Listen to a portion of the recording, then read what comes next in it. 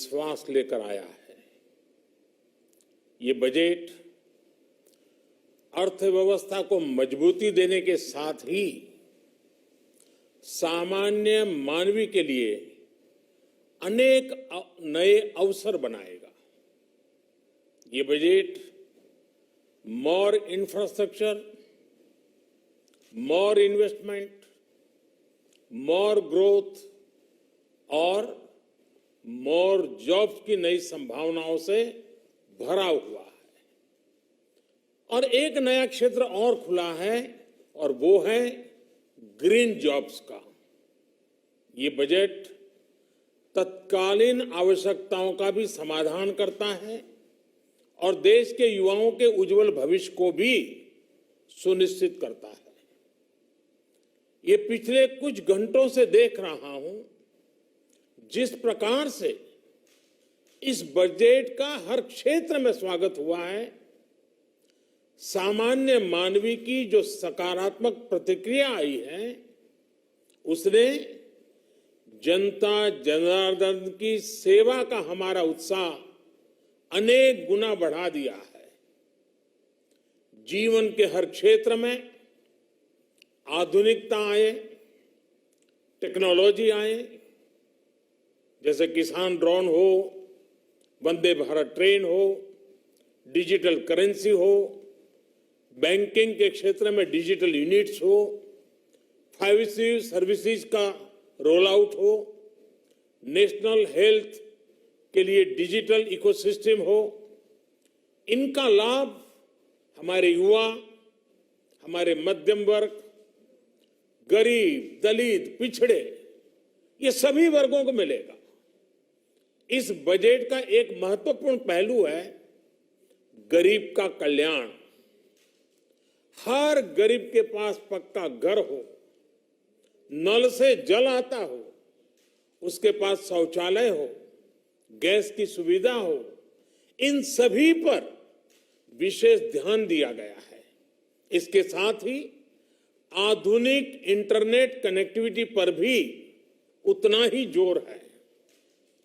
जो भारत के पहाड़ी क्षेत्र हैं, हिमालय का पूरा पट्टा, जहां जीवन आसान बने, वहां से पलायन ना हो, इसे ध्यान में रखते हुए भी नई घोषणा की गई है। हिमाचल, उत्तराखंड, जम्मू कश्मीर, नॉर्थ ईस्ट ऐसे क्षेत्रों के लिए पहली बार देश में पर्वतमाला योजना शुरू की जा रही है। ये योजना पहाड़ों पर ट्रांसपोर्टेशन और कनेक्टिविटी की आधुनिक व्यवस्था का निर्माण करेगी और इससे हमारे देश के जो सीमावर्ती गांव है, बॉर्डर के गांव है, जिसका वाइब्रेंट होना जरूरी है, जो देश की सिक्योरिटी के लिए भी आवश्यकता है, उसको भी बहुत बड़ी ताकत मिलेगी।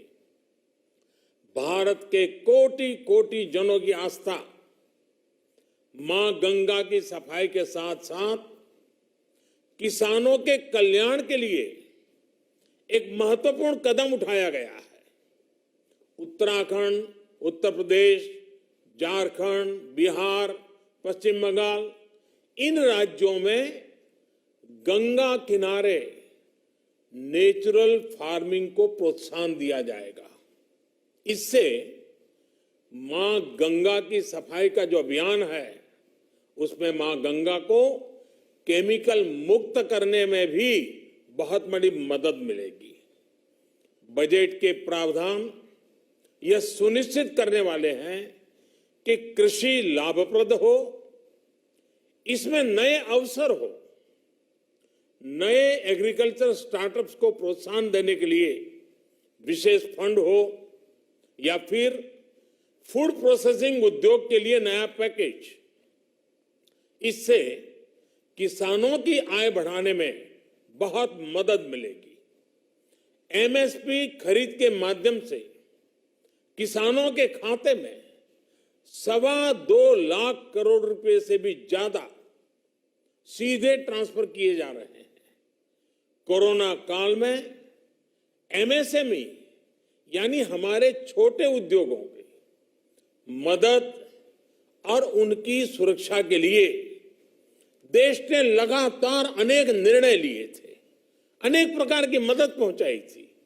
इस बजट में क्रेडिट गारंटी में रिकॉर्ड वृद्धि के साथ ही कई नई योजनाओं का ऐलान किया गया है। डिफेंस के कैपिटल बजट का 68% डोमेस्टिक इंडस्ट्री को रिजर्व करने का भी बड़ा लाभ भारत के एमएसएमई सेक्टर को मिलेगा।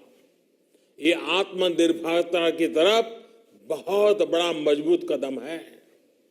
7.5 लाख करोड़ रुपए के पब्लिक इन्वेस्टमेंट से अर्थव्यवस्था को नई गति के साथ ही छोटे और अन्य उद्योगों के लिए नए अवसर भी बनेंगे। मैं वित्त मंत्री निर्मला जी और उनकी पूरी टीम को इस पीपल फ्रेंडली और प्रोग्रेसिव बजट के लिए बहुत बहुत बधाई देता हूं। कल भारतीय जनता पार्टी ने मुझे सुबह 11 बजे बजट और आत्मनिर्भर भारत विषय पर बात करने के लिए निमंत्रित किया है। कल 11 बजे मैं बजट के इस विषय पर विस्तार से बात करूंगा। आज इतना काफी है।